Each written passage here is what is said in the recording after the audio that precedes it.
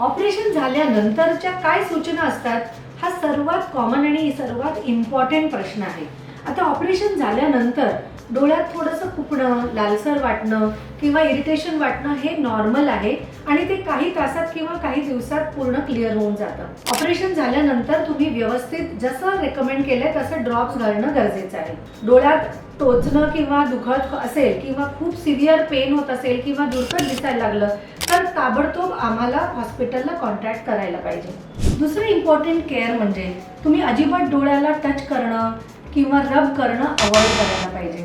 जर का डोळ्यातून पाणी येत असेल तर स्टेराईल वाईप्स दिले असतात ज्याच्याने तुम्ही डोळ्याच्या खालून आपण हळूवारपणे पुसून घ्यायला हवं. डोळ्यात पाणी उडवायचं नाही. Okay, at least up to 1 month. आता तुम्ही काय काय करू शकता. तुम्ही 3 दिवसानंतर स्वयंपाक करणं, चहा कॉफी बनवणं, बाहेर फिरायला जाणं, TV बघणं हे चालू करू शकता. चष्मा आपण 7 ते 10 दिवसाच्या नंतर देतो. एकदा चष्मा मिळाला की तुम्ही वाचन, कम्प्युटर वगैरे पण चालू करू शकता. आणि आपण जसं तुम्हाला सजेस्ट केलं तसं नियमितपणे पोस्ट ऑपरेटिव्ह चेकअपला यायला हवं. थँक्यू.